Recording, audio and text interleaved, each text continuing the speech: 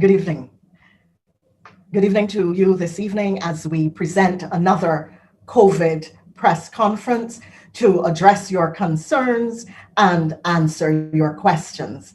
This evening, we have members of the media who will be with us, who have joined us for the press conference, and our principal guests are Colonel the Honorable Jeffrey Bostic, Minister of Health and Wellness, and Dr. Anton Bess, who is a public health specialist within the Ministry of Health and Wellness.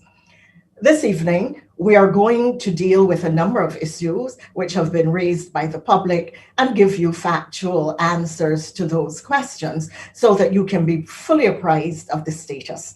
I indicated last evening, in my first day, that we would be having a new formats, and that the press conferences would be held on Tuesdays, Thursdays, and Saturdays. So we did a briefing yesterday. Today's a full press conference, as will be Thursday and Saturday.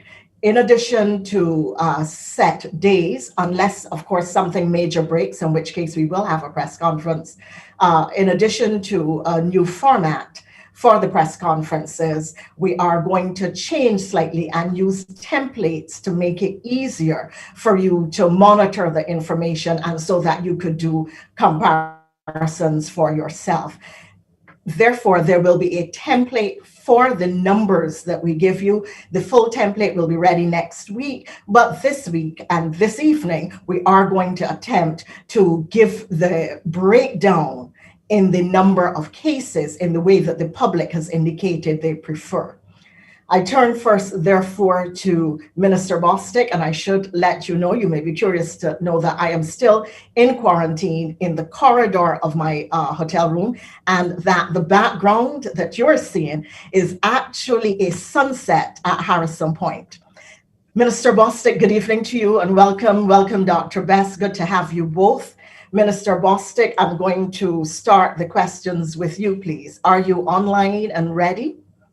Good evening, listeners. Good evening, Ambassador Thompson. I am online and ready. Good. Like a good soldier and a good minister. Thank you. All right. So the first question that we have today, which the public has been asking, which we want you to address, is the issue of the backlog. This has been a sore point for many travelers, both non-national and national. And can you update us, please, on the issue of the backlog? And then I have a number of other questions for you before we go to media questions. Certainly. The issue of the backlog is one that we've been trying to address over the last few days. And I can say that I have definitely given a lot of time within the last couple of days, and I know I've been missing from some of the press briefings because I felt it was very, very important for me to try to manage this process and to try to lead the team in terms of getting ourselves out of the rut that we found ourselves. The backlog is still with us, and I can tell you that we are working definitely on dealing with it, but it is not one that is go away with the snap of a finger. What we've been doing at the lab is trying to stay current, as we indicated yesterday and the day before, in terms of getting results back in accordance with the categories and the time frames that were established. But we've also been operating on a parallel track or concurrently to clear the backlog so that for each shift that is on duty at the lab during the 24-hour period, there are persons who are assigned to clearing the backlog, and there are persons who are assigned to deal with the current samples in the lab so that we can fulfill that obligation. We have made some progress. I can't say to you that it's as much as we want to be doing at this time, but I give the assurance that it is a work in progress. We are working on it 24 hours, and every time we run samples in the lab, some of the samples are from the backlog and others are from current samples. So that is what I can say where the backlog of samples are concerned, but we've been working around the clock to deal with this matter. Thank you, Minister Bostic. I really want to turn, you haven't given us any numbers, but I'm going to turn to the question of the new tests. Can you indicate, please, while you have been dealing with the backlog 24/7, as you have indicated, every day people are flying into Barbados or being picked up for one reason or another, or coming in volunteering to be tested. Can you please indicate what is happening with people who, for instance, would have been tested yesterday or today? Will they then be just thrown into the queue? Are you able to keep current? Because you indicated that you are doing some backlogs, some current. What is happening with the current people? Right. So what we have introduced is a system where the categories would have been indicated before, and we have issued the polyclinics and testing sites with some color coding bars so that the samples that are coming from those sites would clearly indicate whether it's a category 1, 2, 3, or 4. Of course, we know that category 1s have been allocated to the Best dos Santos testing site as well as the Brantford Tate Polyclinic. And then when those samples are collected, when those samples arrive at the lab, we have the SHAPE app, which is fully functional, and we've tested it throughout the entire system so that the results are being sent real-time through SHAPE to the lab, and they're arriving in time for the lab to be able to process the samples. We have a system in place at the lab where the samples are properly sorted, and these samples are stored in a room that is only for same-day samples. In that room, we have a machine that's dedicated to doing the testing for those samples, as well as an extraction, a new machine that we should be using from today in that very room to be able to deal with those samples. And then we will follow the others in terms of the timeline for the delivery of results.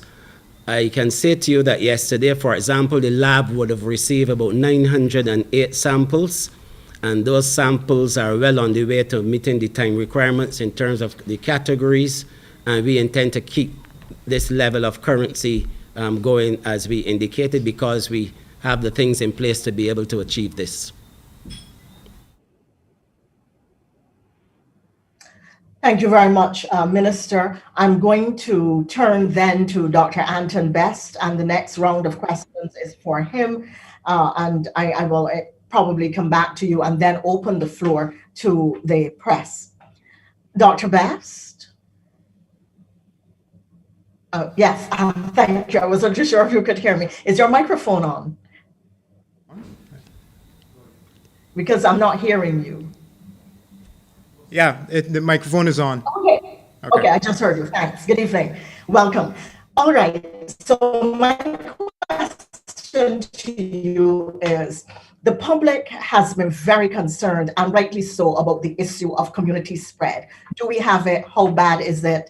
And we hear a lot of expressions that are used in different ways. Some people seem not to be clear. Some people are saying you aren't being clear. When I say you, the Ministry of Health and Wellness is not being clear. So I want to ask you, please, to explain to us so that non-doctors like me and everybody else listening tonight can understand exactly what the terms you are using mean. What is a cluster? We've heard that there are clusters. What is a cluster? What is community spread? When I say community spread and the average person says it, we mean that we friends got it. We know somebody who knows somebody who got it or got to be tested for it. What is community spread? It's moving around amongst Bajans. We call that community spread. What is local transmission? What is a super spreader? So I know that last night, one of my questions when I came back, you weren't quite ready for the comeback. So I'm asking you to explain these expressions for me. Cluster, community spread, local transmission, super spreader. And then I'm going to come back with one. Thank you very much for the question. So the World Health Organization has categories for describing a COVID epidemic in a particular country or jurisdiction or community. So there are four categories for the description of COVID-19. And those categories are: one, no cases, and that's self-explanatory. Two, sporadic cases. And sporadic cases refers to a small number of cases, one or more, that may be imported or detected locally. So understand that with the origin of COVID-19 being Wuhan, China, it had to be exported, so to speak, where persons with the disease would have left China, Wuhan, China, and went to other places. So when a person who has COVID comes into a country, that's considered an imported case, and that is how the disease is spread from one country to another or from one city to another. When we talk about clusters of cases, clusters refer to cases that are linked to each other, either in time, geographical location, or by common exposure. It also refers to larger outbreaks of local transmission, including big numbers of cases not linked to transmission chains or multiple unrelated events. Now, the final and fourth category of describing a COVID epidemic is community transmission or community spread. And this is not the same thing as local transmission. So I would have explained to you, when you get an imported case, then local transmission happens after your cases start being imported, so to speak, and you have transmission in a particular geographical area from one person to another. What we do many times is, unfortunately, confuse or conflate the two terms, community spread or community transmission, with local transmission. So we need to stop that. So local transmission is not the same thing as community transmission. You also asked the question about super spreader. There's no set scientific or precise definition for the term super spreader. Sorry, if I could please, so that Sure. there's some elaboration for the public. Give me an example of what you mean by community spread. Don't just give me the technical definition. I live in Bush Hall. My cousin went to a party. She now has to be tested. Her boyfriend, who visits and sleeps there at our house at night, he has to be tested. Is there community spread? Does that mean there's community spread when we start passing it to others in our community? So give me an example of community spread, give me an example of local transmission, and give me an example of sporadic cases. Because if we have concrete examples rather than technical definitions, that will help people to better understand. And then I'm going to ask you then to go to the super spreader definition, please. We really want the public to be clear, because we all do want to understand, and we don't want to think that y'all are hiding behind these technical definitions that, and the average person is speaking the expression to mean one thing, and you're using it to mean something else or to. Absolutely. So thanks for the opportunity to explain a little further. So when we talk about local transmission, we're talking about one case to another in Barbados. So when you've detected a case and you can explain that case being exposed to another person, that is local transmission. When we talk about community transmission, it means that you have multiple cases where you cannot explain how this person got COVID-19, right? There's no set number. The definition, according to World Health Organization, is a large number. So in the example that you gave, that was not community spread. That was local transmission from one person to another, and they're all linked to each other. And those also make up what we would call sporadic cases. And when you're linking all of these cases, they're all part of a cluster. I hope that was clear.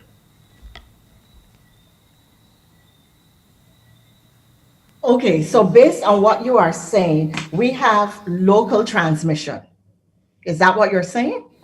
What we are, We have local transmission right. and sporadic cases. Is that what we have? So what we have in Barbados is we had a large outbreak almost 2 weeks ago. The contact tracing is going to be able to tell us where these cases came from and linking them to each other. So I would have also mentioned in the press briefing of yesterday how many clusters we have, and that contact tracing is continuing. the vast majority of persons that we have diagnosed in the last 2 weeks, approximately, are attributed to clusters. So I think we have about 120 persons right now that we cannot say are definitively linked to any of those larger clusters. So we have smaller clusters. When we have exhausted all of our investigations and we cannot explain why this particular person in St. James or this particular person in St. Lucie has COVID, and we have large numbers like that, that is when we can say Barbados has community spread or community transmission. But at this current point, we cannot say that because the contact tracing is continuing. Thank you. I think that makes it a little more clear, but I'll leave the media to do the further interrogation and drilling down to get the information that they and the public might want. I believe that you were just about to define for us what a super spreader is. Yeah, so a super spreader is usually identified in retrospect, and it's important to appreciate that there's no scientific definition or public health definition of the term super spreader. It's relatively new. So in fact, in researching this particular point, I've actually heard it being described as art because it's not considered scientific term. So the label super spreader therefore means different things to different people, to different populations. So you would have heard the term super spreader being associated with one of the clusters, in particular the bus call cluster, and that's a fair definition. However, like I said, because there's no set definition, many people are going to use that term very differently and apply the term differently to different circumstances.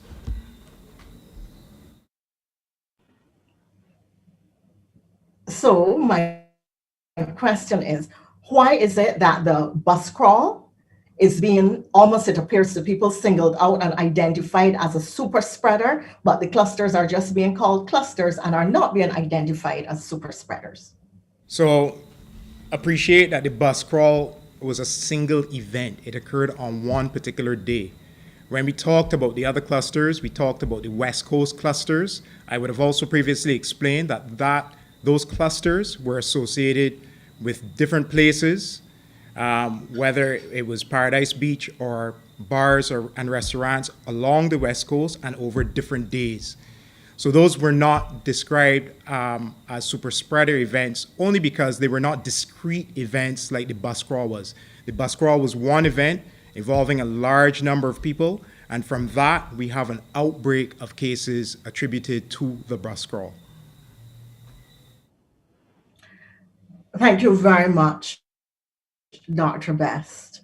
I'm going to come back then to Minister Bostic because I think we need then to hear from you, Minister.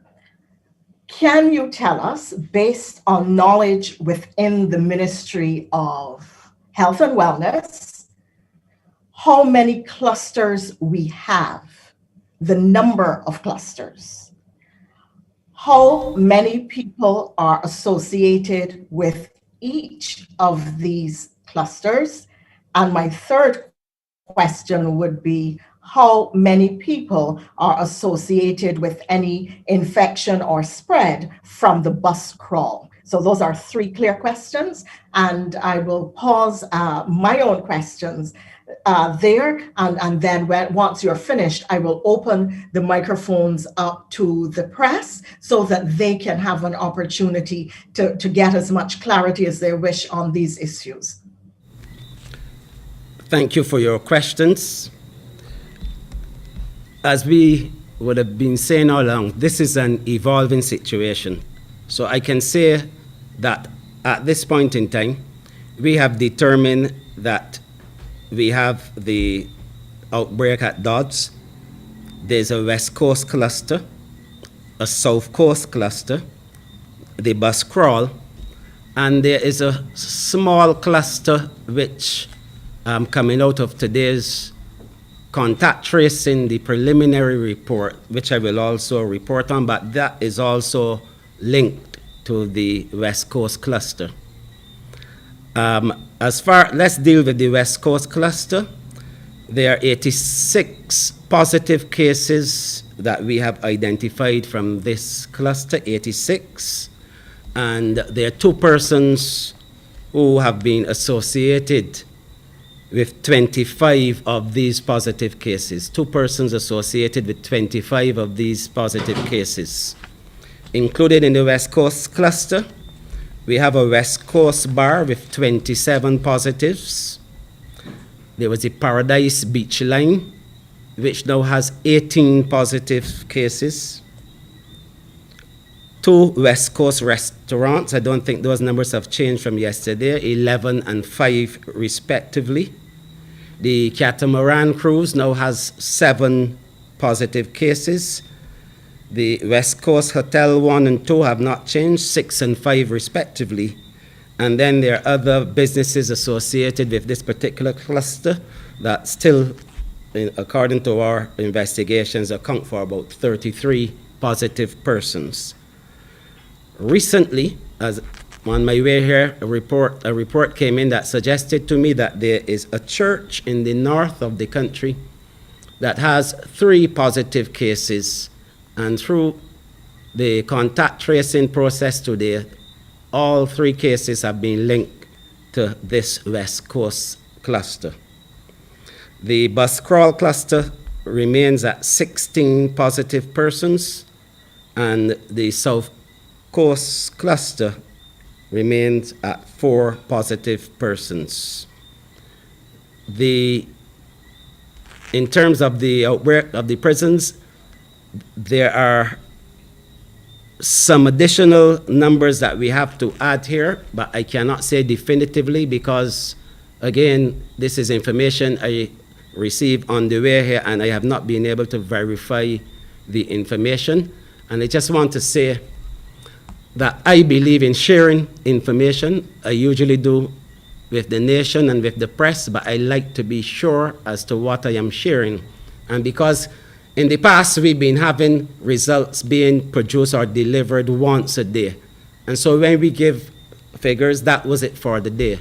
But the lab is operating 24/7, and we are producing results continuously. So the results have to be validated.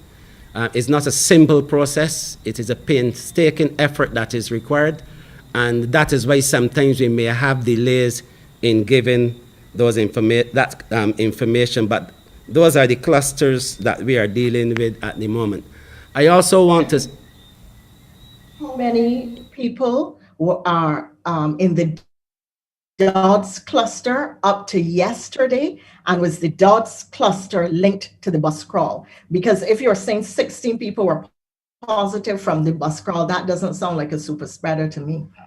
Unless you're linking Dodds to the bus crawl. Yes, we've done that. We said that earlier. I mean, we've been saying that from day one. That the contact tracing clearly indicated that there was a link between the Dodds cluster and the bus crawl. That is a definite What is the thing. number for Dodds, please? For Dodds, it would have been Because I just said 59 staff that would have tested positive, and I believe these figures, for the most part, would have been given by Dr. Best. That included 58, 37 males, 21 females. There were 3 pending positive staff.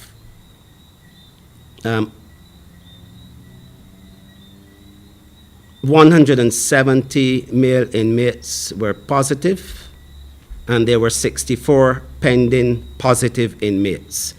And I believe that the 64 pending positive inmates, those are part of what I am trying to assess and confirm so that we can report accurately to the nation.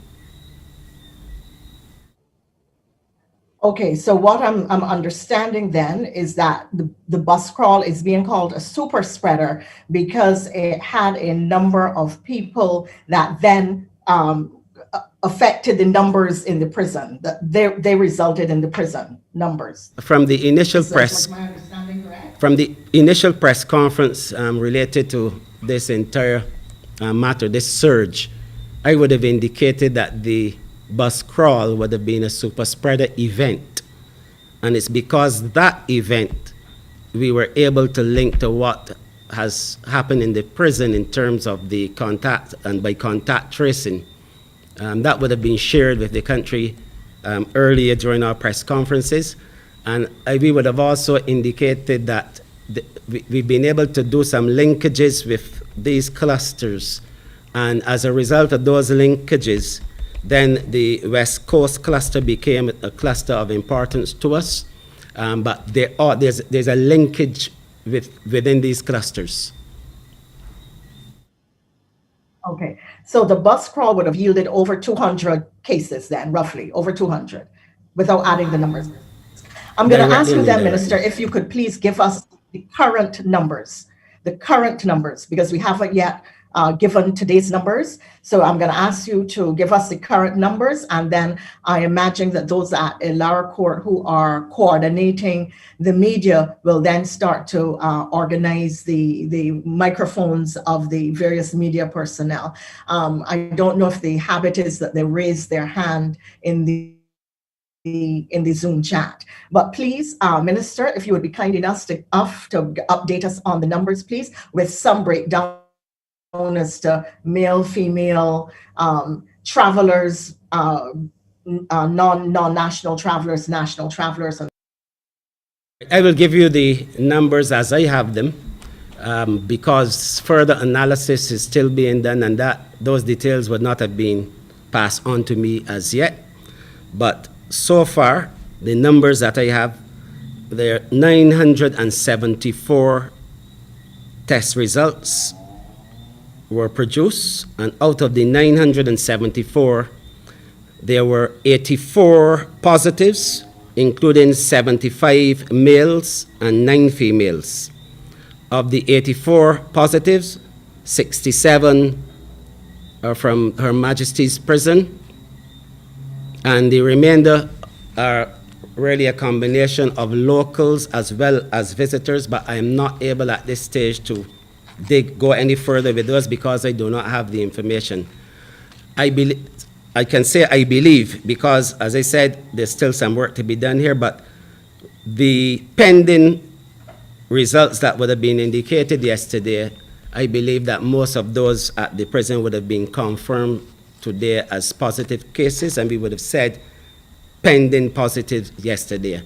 And let me just explain this a little. When you have positive cases, especially within the scenario that we're dealing with, we then have to take those numbers and verify them, go through them name by name, number by number, to ensure and separate positive cases that would have been retests of persons who are already in isolation as distinct from new positive cases. And that is something that has to be done before we are able to say definitively what it is we have, and that is why we would normally determine that those persons are pending until we have a degree of certainty as to exactly what we're dealing with. I just want to say here that I know that when people hear large numbers, especially in Barbados, when we are not accustomed to having large numbers, people probably say, well, lost, to use Barbadian parlance. And I must tell you that I had my well lost moment too. But that moment happened when, in the space of 2 days, we had 200 and something cases. And I too said, well, lost. But then I came to grips with the situation, and I no longer say that, because we must understand that as long, having started with 200 cases or so in 2 days, with contact tracing and doing the work that is required, there will be cases, and I am not going to sit here and fool you. We will have cases. But this has to happen as long as we are doing the contact tracing and as long as we are doing what is required in order to contain the situation. What is important here is where the cases are emanating from. For the most part, we are linking the cases, and it's, like I said, it's a painstaking effort that has to be undertaken by contact tracing. And once we are linking these cases, once we are containing these various clusters, then we know that we are on the right track. But of course, numbers are numbers, and the high numbers will still be a cause for concern for people. But that is the reality of what we're dealing with at this time. Thank you very much, Minister. Members of the media, my guests are available to take your questions.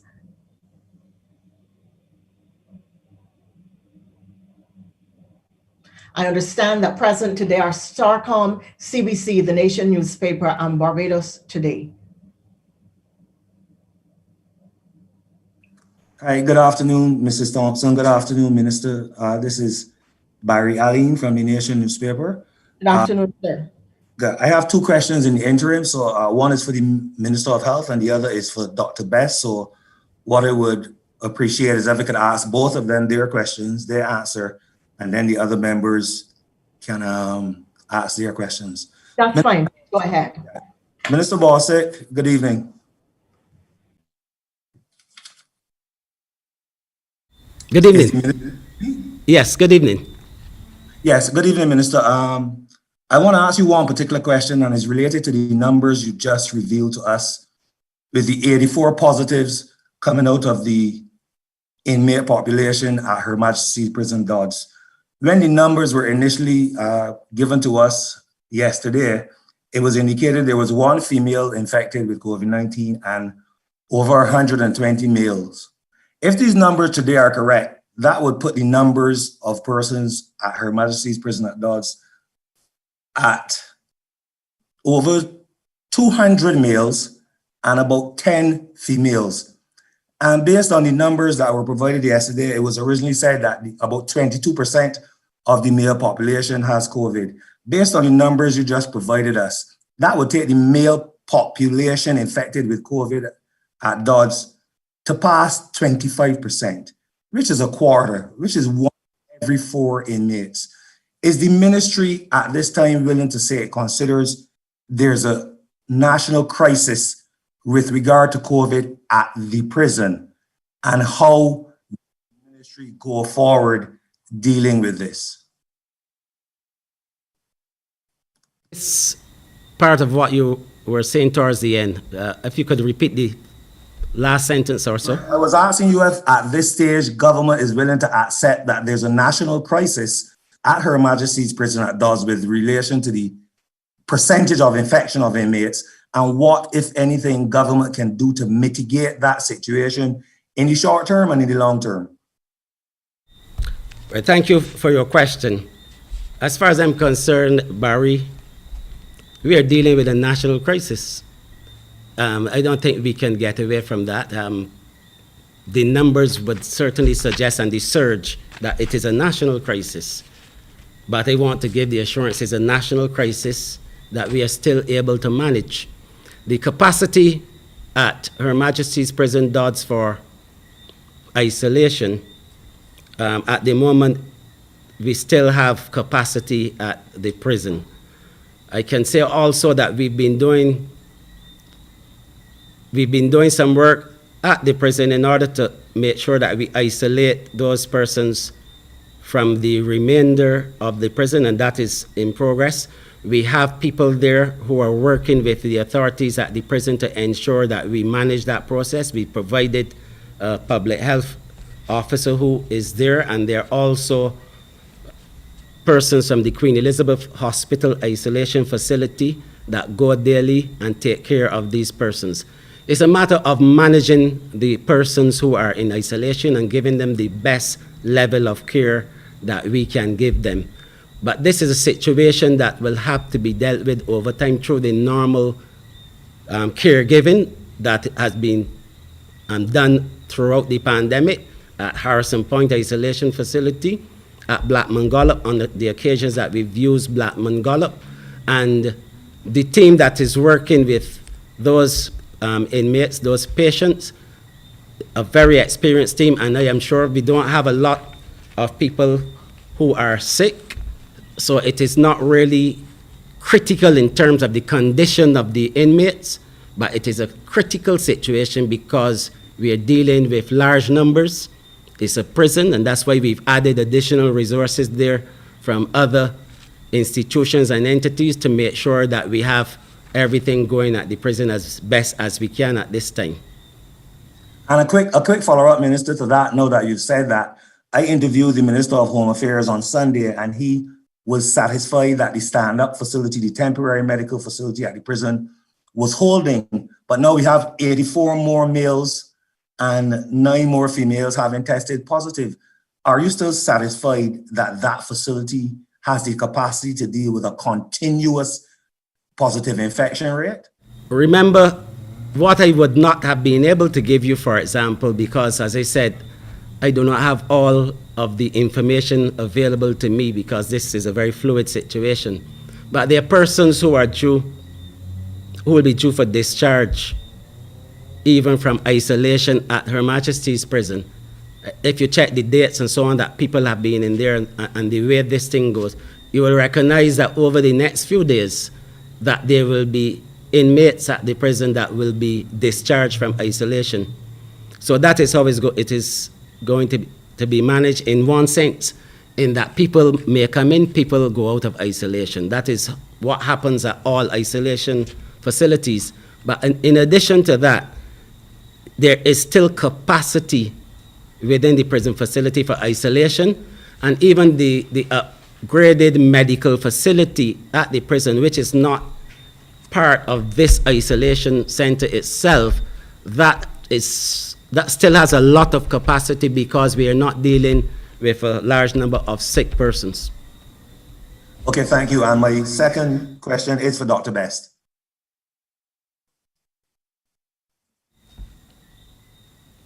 You can hear me, Dr. Best? What was our question? Right. My question is based on some information that would have come out yesterday. We would require an update in terms of numbers as much as you're in a position to do so.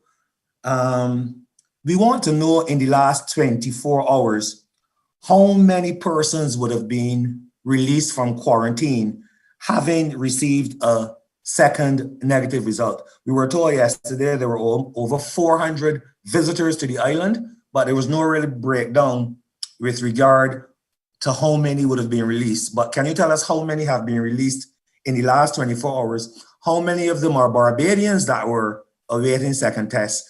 And how many of them were visitors that were awaiting second tests? And how have the numbers played out in the last 24, 48 hours? If you've had 50 left, how many have you had come in that now have to wait for secondary negative results? Yeah. Barry, let me thank you very much for the question. And let me explain that we would have talked a lot about our systems being very challenged. And one of the systems that have been challenged in the last few weeks is the system of data collection and the information. So all of the questions that you've just asked is very important information for us to determine how effective our strategies have been, our interventions have been. But our systems are not yet mature enough to give us that information in a real-time manner. You may have recalled that yesterday I was very hesitant in responding to some very specific questions about the numbers. And the reason is that we are now implementing those systems to be able to capture those data, to give us real-time information that is accurate. So I don't have those numbers to give you at this particular point in time. The other... The best, however, I mean, can you give us a round number about how many people are still awaiting second test? Is it over 200? Is it less than 400? I am not doing that because that would be me guessing. I would really much prefer to give you precise figures. We have I would have talked about the SHAPE app that we have. When we are fully utilizing that app, we would be able to tell you all of that information. But right now, we're not in a position to provide that type of information. And my second question, Dr. Best, is directly related to some information we've received. Over time, we get a lot of information in the media, and we're not in a position to confirm it. But these are questions that, as our Ambassador Thompson mentioned, people want to know. It's come to our understanding that we have some young people who are COVID-19 positive in Barbados. And I was wondering if you could give us an idea of the age of the youngest person in isolation. We also understand that we have a pregnant mother in isolation. If you can confirm such, could you tell us what is their condition? And it would be good to tell us just if we have critically ill persons in Barbados, how seriously ill are they? Are they intubated? Are any critically ill? Can you give us that kind of information at this stage with regard to persons in isolation at Harrison's Point? Right. So, Barry, you may recall that Dr. Corey Ford, who is the head of the isolation facilities, gave that information yesterday. He didn't go into details about the young persons that you're asking about. He also didn't go into details about pregnant women. but give him the opportunity to talk about that, because that's not information that I have at hand. Okay, thank you. Is Dr. Ford going to be with us at any stage today? Not to the best of my knowledge, no. Thank you. I apologize. He's going to be with us on Thursday. I'm still trying to determine what are the needs of the media as the situation goes along, so that we can work out who we should have on a continuous basis and who should not. Perhaps we may need to have Dr. Ford at all the press conferences. He is going to be with us on Thursday if the program that I'm planning for Thursday, if we're able to put that in place. So he should be here on Thursday, but I'm going to plan in the future to have him at all the press conferences if possible. Hi, good evening, Ambassador and Minister Boston and Dr. Best. Randy Bennett from Barbados today here. Just two questions. The first one, either Mr. Boston or Dr. Best can answer.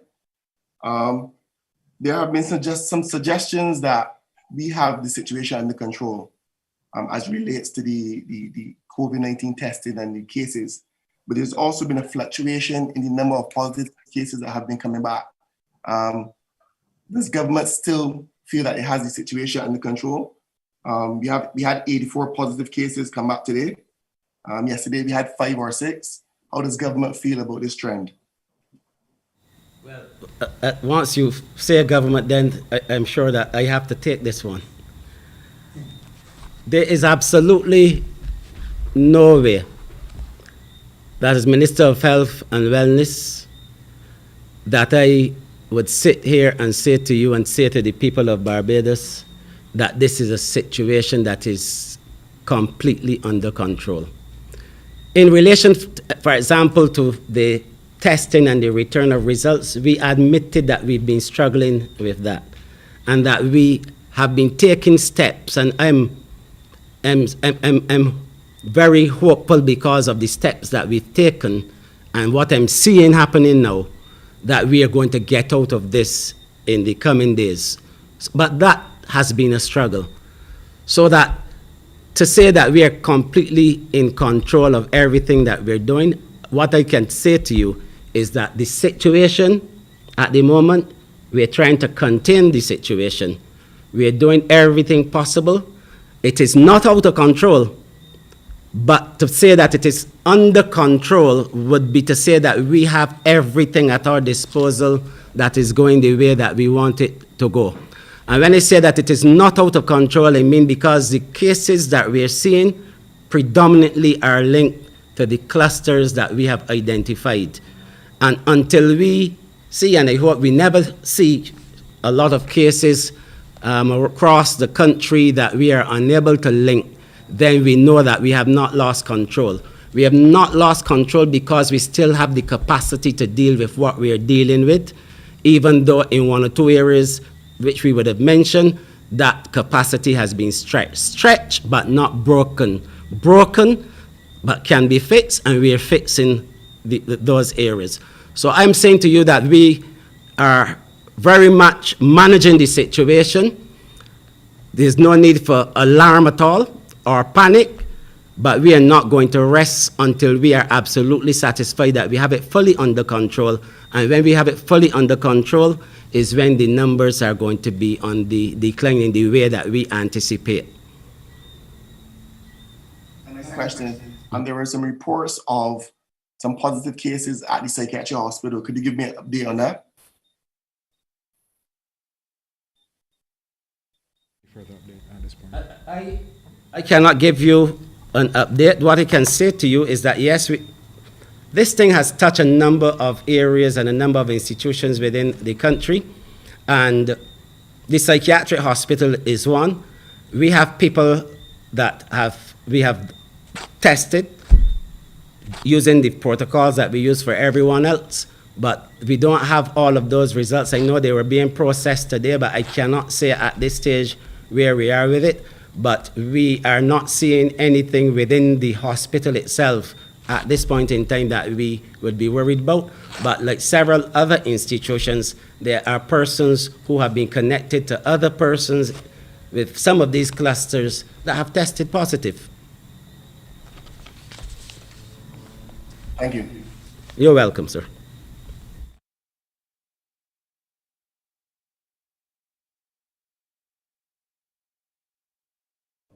I have a quick question for Dr. Bess, since no one seems to be asking one at this time. Dr. Bess, there has been a lot of rhetoric going around that persons who are not au fait with public health or the way public health is facilitated are understanding.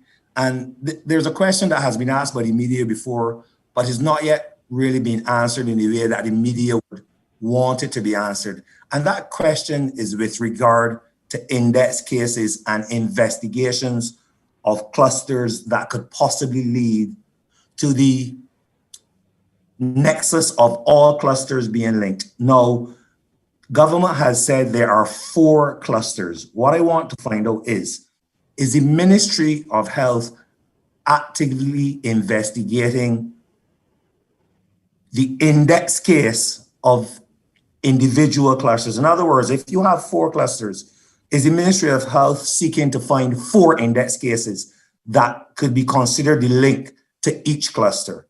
That is something that I think we need some information on that we've yet to receive from public health officials. Yeah.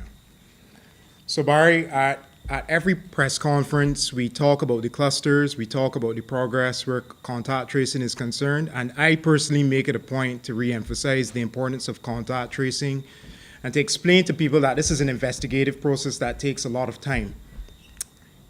When we identify what you're referring to as the index case, the case is closed. We have actually explained and mapped out the entire cluster. So we have not done that as yet. We've even had questions about who patient 0 is, and we may never find out who patient 0 is, but we are working towards making links to all of these cases by identifying them to persons within existing clusters that are very clearly defined at this point. So like I said, give us time. Every single day we're learning a bit more and a bit more. We're linking people to clusters. We're able to define additional clusters. Like I said, and like I asked before, just give us more time to be able to fully map out what is happening and who is part of this outbreak and how their cases can be explained and infection attributed. There's a level of trepidation within the society that index cases for any of these 4 clusters may not be found. Is it highly probable that you could continue this contact tracing and not find these 4 index cases? I don't want to say it's highly probable. I would just say it is possible. It is entirely possible that we can exhaust all of our efforts and we do not know what started this particular cluster. We would have talked about the bus crawl cluster linked to the prison cluster. We would have talked about the multiple clusters along the West Coast. We know they're linked. We can't even say definitively which one started first. Okay? But like I said, give us time. The vast majority of persons in this outbreak we have assigned to a cluster because we made a link, whether it was that they were in contact with a particular person at a particular venue, but we're still working on it to try to identify the other persons in terms of linking them to clusters. Are we any closer to having the capacity to test for the new variant? We don't have the capacity in-house in Barbados, but certainly within the next few days, we should have submitted, well, I actually don't know if it took place yesterday. We were supposed to submit the samples to check for the new variant. I can't tell you when we will get the answer about the new variant, but certainly the new variant is something that we have identified as a possibility to explain why we had such a large outbreak almost 2 weeks ago. And the tests that we are sending to be tested, have they been chosen randomly or based on the symptoms of the patients? I don't have those details. Dr. Bess, I think Dr. Bess. there's a question that emerges from Mr. Alleyne's questions, which would be how important is it to find the index case? How important is that? One, two, how complex a process is this? And three, how vigorous is our contact tracing? Are you satisfied that our contact tracing is doing what it should be doing? So it is extremely important that we exhaust all possibilities when we're investigating cases, simply because it will tell us what category of epidemic we're dealing with. So at the beginning of the tonight's presentation, we would have talked about the difference between local transmission and community spread. We cannot say in Barbados that we have community spread because we're still investigating. But if we exhausted all possibility and then we have large numbers of people that we cannot say are linked to each other, then unfortunately, then Barbados would have met community transmission. You asked a question in terms of, are we doing all that we can? We are doing all that we can. It will still take time to exhaust the process of contact tracing. You asked another question in there. Could you repeat it? Yes, thanks. I was trying to find out how complex a process this is. The contact tracing, the identifying the index case, etc. It's an extremely complex process. In some cases, we have people that would come forward to the healthcare system and say that they were in contact with a particular person and they're now experiencing symptoms. When that person is then identified with COVID, we can then say definitively that these two persons are linked and then probably part of a larger cluster. But to be able to identify people and assign them to clusters, it depends on the capacity of the healthcare system. It also depends on the honesty of the persons that you're investigating. So we do have scenarios in which persons do not want to reveal all of the information, and if they don't reveal the information to the investigators, we are not going to be able to say, well, this person is part of this cluster if they're hiding something from us. So for instance, if somebody went on the bus crawl, but for whatever reason did not say, yes, I was on the bus crawl, which everybody's talking about, then we're going to have a person that we have a question mark over. So how did this person get COVID? So it requires cooperation, and that's why we have talked to the media multiple times about the process. We've asked people to be cooperative and assist us in the Ministry of Health, those of us on the ground who are doing this type of investigation, to be as frank and as honest as possible, because it is helping us to contain further spread of COVID-19 in Barbados.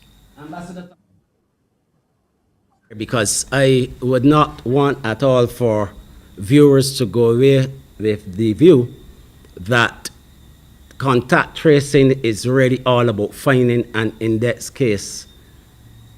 Contact tracing is not only about finding, in fact, that is part of it. I don't want us to be not going after the shadow and miss the bone. Contact tracing is the meat of what we are doing right now. We have to contain the spread. And the only way we can contain the spread is to get to all of those primary contacts through contact tracing so that we can test, quarantine, and who test positive, isolate. And that's why the numbers will go up, because by doing that, we are containing the spread. If we do not do that, if we got the index case and we don't do the contact tracing with the primary contacts in order to stop the spread, we will not win this battle. And that is why it is important for me to make that point, because the contact tracing is vitally important to what we are doing now, and the teams are out there doing a fantastic job to find all of those primary contacts. I can tell you up to yesterday, because like I said, we have not had figures in from the field yet for today, but there were about 253 primary contacts that we have been investigating. And this is really germane to the effort to contain the situation so that we can get back to some degree of normalcy that we enjoyed for 9 or 10 months, where we were doing very well until we reached this obstacle. But it's an obstacle that we can overcome. Thanks, Minister. I think Minister CBC Bostic.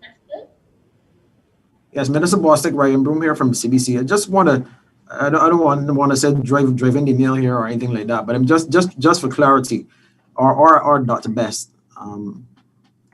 can speak to this one. Is it possible, based on what we're saying, that we could have multiple patient zeros, multiple indexes? And I'm basically trying to say, I asked the question, let me put it in a more layman way.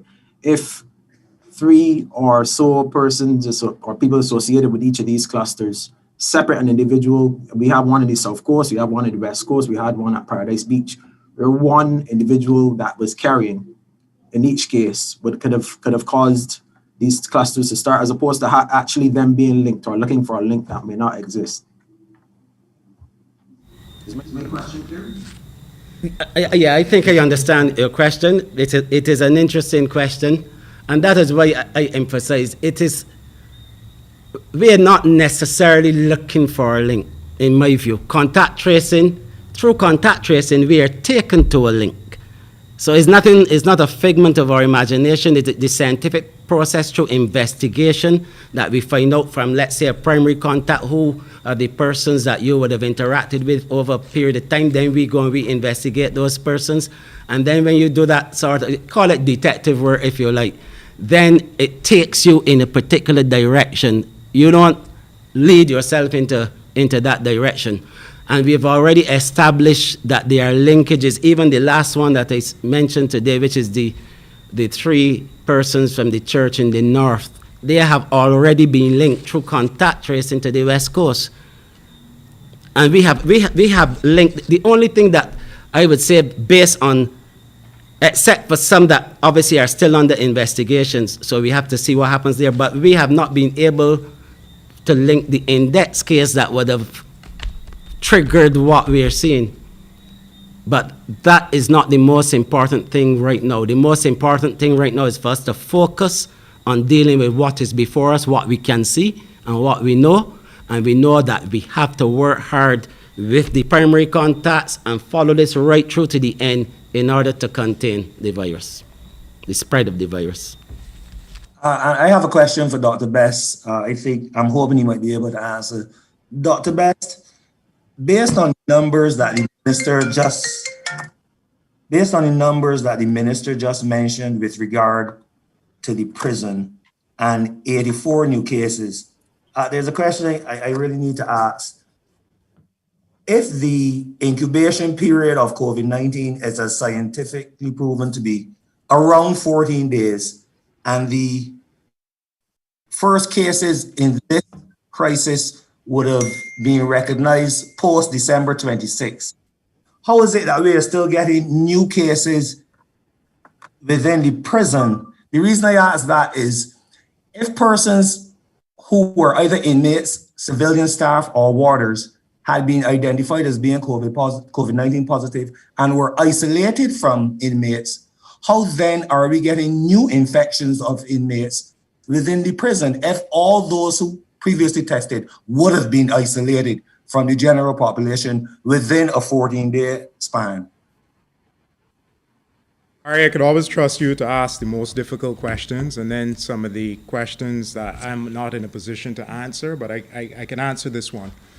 You started off by saying that the incubation period is 14 days. The average incubation period is around 5 days, right? However, we give a range of 1 to 14 days, because in some cases you will get outliers to as long as 14 days. And the 14 days is also important because it's the quarantine period that we apply because of the incubation period if you're not doing testing, okay?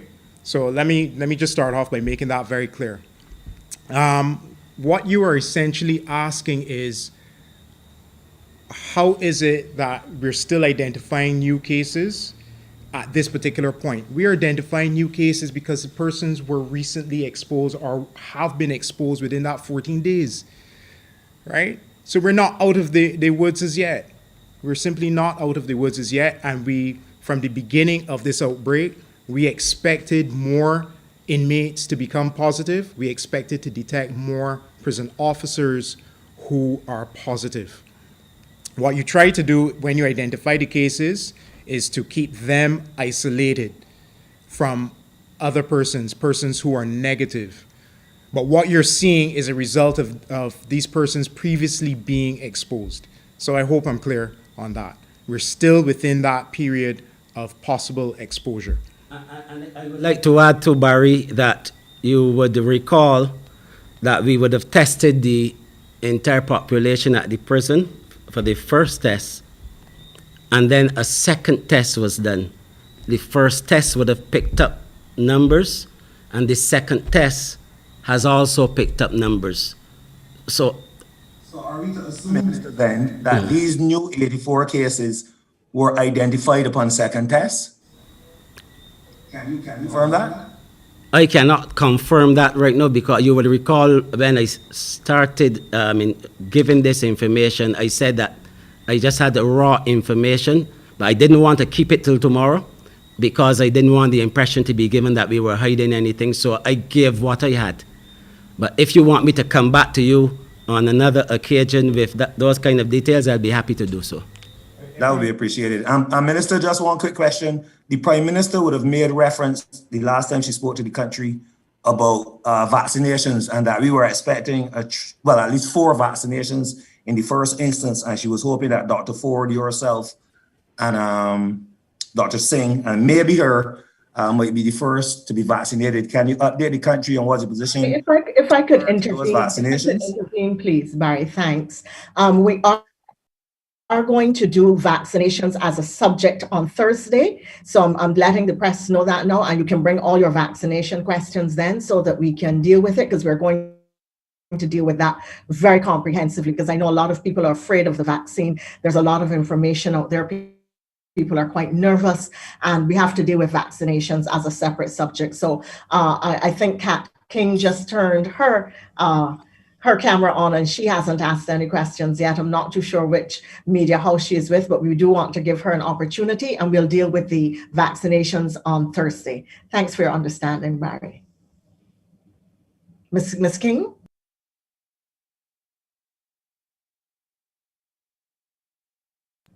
I don't think your microphone is on. I can't hear you.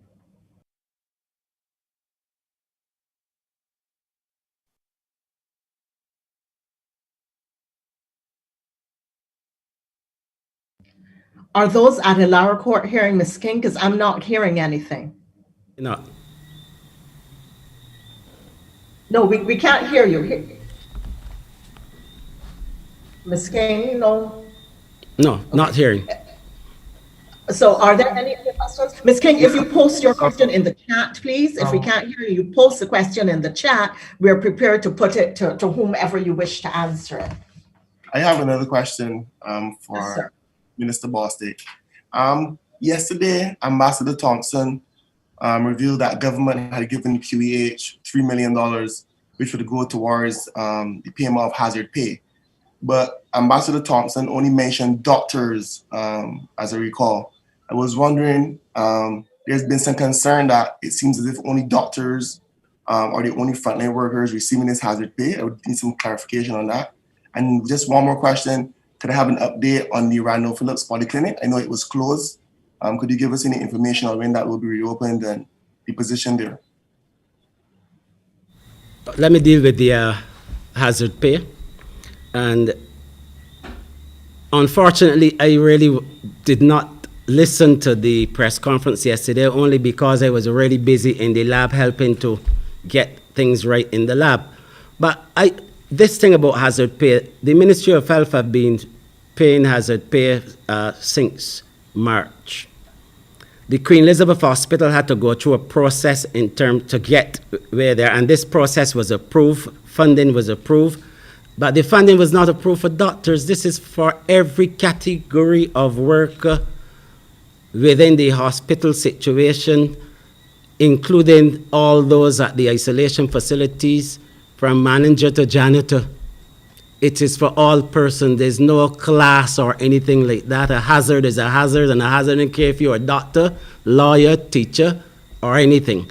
So that all persons who meet the criteria for hazard pay at the Queen Elizabeth Hospital will be given that hazard pay. I can give that assurance because I know. Bostic, Sorry, Ronnie, go ahead. Sorry, he didn't answer the second question. Just an update on the Randall Phillips Polyclinic. To be honest with you, I wish I could give you the update, but today I was focusing on the COVID matters, and I really cannot say. I'm not even sure. I don't know if Dr. Best can shed any light on that. I will find out and I can get back to you if you wish me to do so. Okay, thanks. Minister Bostic, I know you were just referring to being at the lab. What I'm trying to find out is if, with the pressure that is on the lab in terms of the test results for COVID, what's happening with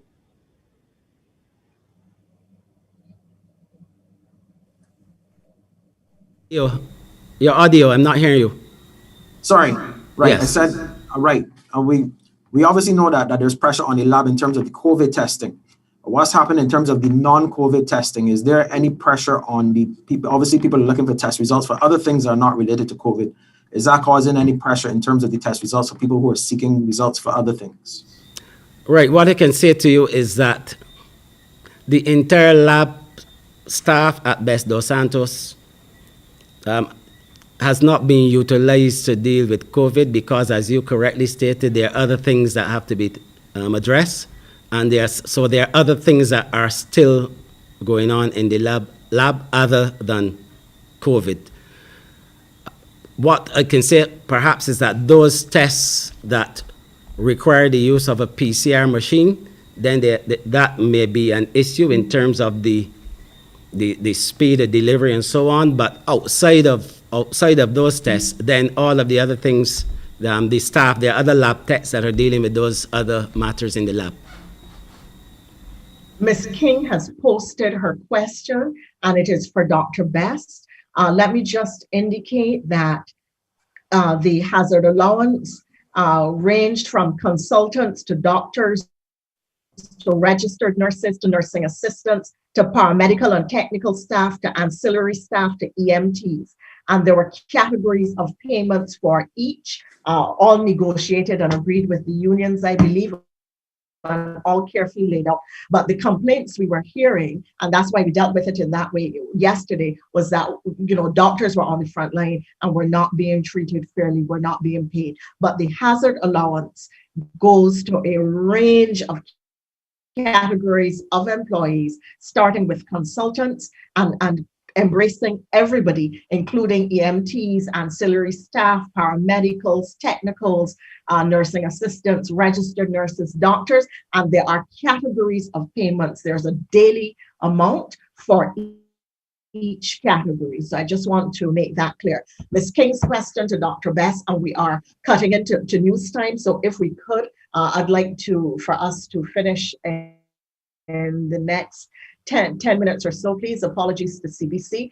Katrina King of Loop News Barbados is asking of Dr. Best, have you had any situations where a person who has been tested a second time is only now receiving their first test result and is a positive? Is this possibly one of the dangers of the backlog in receiving test results? I will read it again for the benefit of the public, but I know that it's on your screen. Have you had any situations where a person who has been tested a second time is only now receiving their first test result and it is a positive? Is this possibly one of the dangers of the backlog in receiving test results? Yeah, that is a very good question. It is one of the dangers and something that we are bracing ourselves for because we do not know, we don't have all of the answers. And when we start to clear the backlog even more, we're going to get answers to a lot of these questions. Right now, I don't have that information to say definitively we've had X amount of persons being diagnosed on the second test when their first test was outstanding due to the backlog. But certainly something that is theoretically possible. And that's one of the reasons, if I may add, that's one of the reasons that we have started a system just 2 days ago where we were prioritizing samples, and we prioritized samples in the backlog that were primary contacts. I believe Minister Bostic would have mentioned that number earlier. We identified just over 250 persons whose samples we deemed to be urgent, because these were persons who were exposed to index cases or exposed to persons who had COVID. So we're particularly interested in those persons, and we want to tease those out of the backlog and be able to get a result on those persons. Dr. Best, question: does the World Health Organization have a recommendation as it relates to a timeline within which an index case should be found after confirmation of local transmission? And if so, has Barbados exceeded that timeline? WHO and CDC, none of the authorities have any timeline or criteria that we need to meet in that regard. Thank you. Glad though that the line is still very much alive as long as we have contact tracers or contact tracing to do.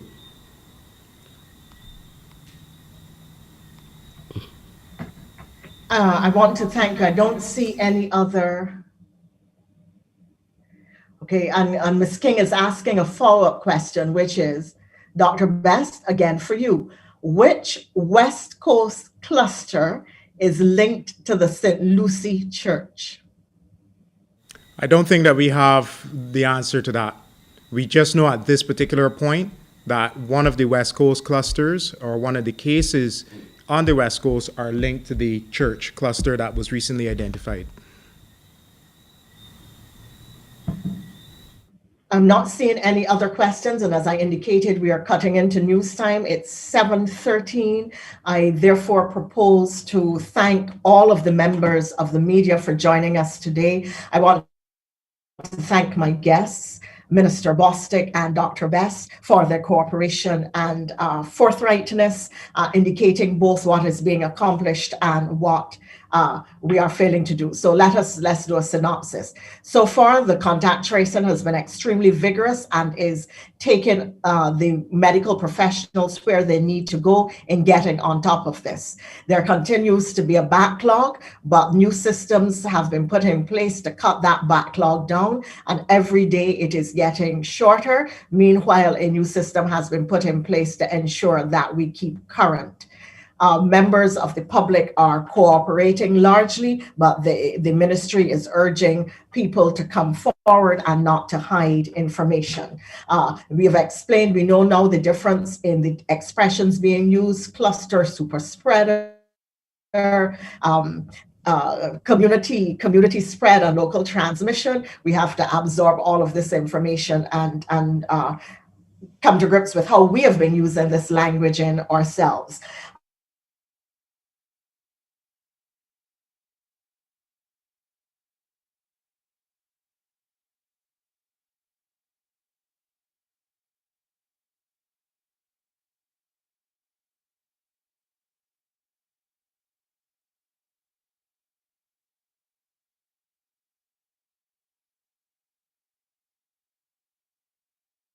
Well, I think I'll take the opportunity, since we seem to have a connectivity issue, to really thank each and every one of you for listening, and the press for the very good questions that you've asked us. I hope that we've been able to provide you with as much as information as you desired. And for those questions that we promised that we'll get back to you with the answers, I will endeavor to do so. So thank you, Barbados. We are all in this together. We need your cooperation and your support. And I am sure this is not the time to retreat or surrender. It's not no retreat, no surrender, only when things are good. This is time to dig deep, and we are going to work to get this matter resolved. Thank you all.